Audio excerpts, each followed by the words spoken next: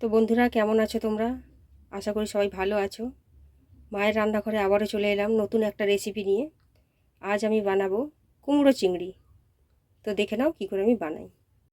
তো সবার প্রথমে এই আদা রসুনের পেস্টটা বানিয়ে নেবো। মাছে নুন হলুদ মাখিয়ে নেবো। দিয়ে দেবো হলুদ,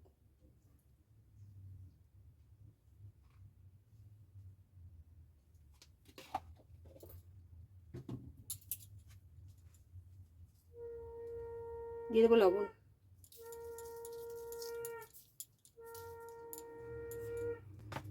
ভালো করে মাখিয়ে নেবো।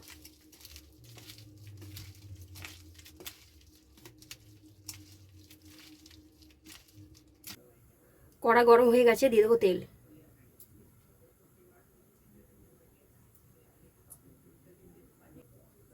তেল গরম হয়ে গেছে, এবার দিয়ে দেবো মাছ।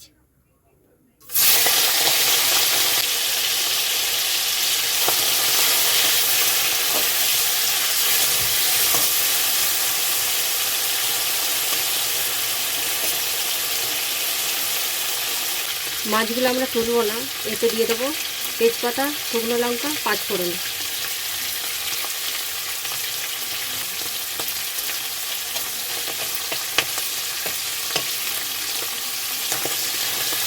এবার দিয়ে দেবো কুমড়ো,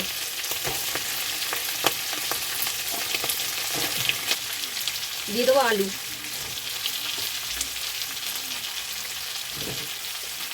আর দিয়ে দেবো পেঁয়াজ। দিয়ে ভালো করে সবজিগুলোকে ভাজা ভাজা করে নেবো।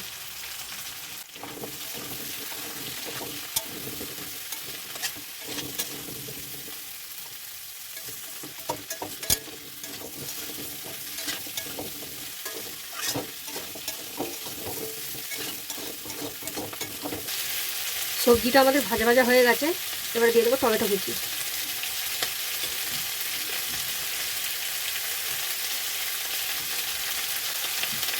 আদা রসুন বাটা, হলুদ গুঁড়ো,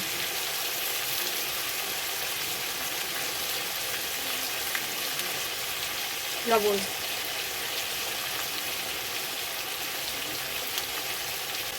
লঙ্কার গুঁড়ো, সামান্য পরিমাণ চিনি। এবারে ভালো করে কষিয়ে নেবো নাড়িয়ে চাড়িয়ে।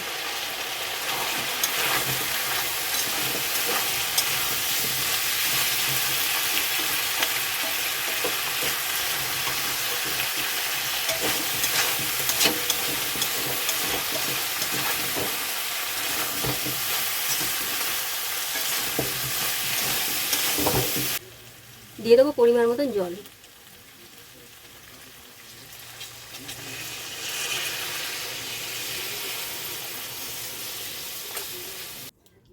আমি মাখা মাখা তরকারিটা করব, সেই জন্য বেশি জল দিলাম না। এবারে চাপা দিয়ে সেদ্ধ করে নেব।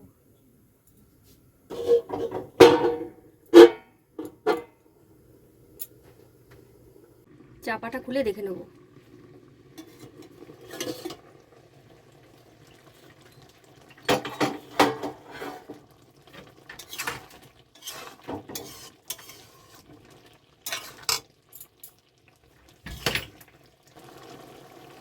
কুমড়ো আলু সেদ্ধ হয়ে গেছে, এবার তরকারিটা ভালো করে নাড়াচাড়া করে নামিয়ে নেব।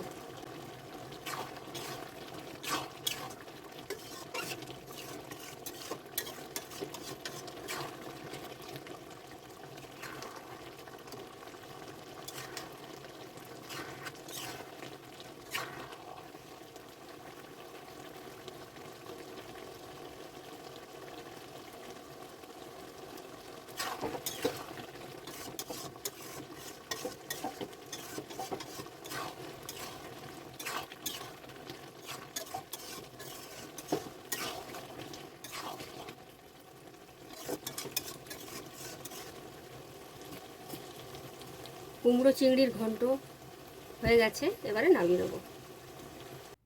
বন্ধুরা, কুমড়ো চিংড়ির ঘন্ট আমাদের হয়ে গেছে। তো এইভাবে বাড়িতে বানিয়ে খেয়ে দেখো, আশা করছি ভালো লাগবে। তো ফিরছি কোনো নতুন ভিডিও নিয়ে। নমস্কার।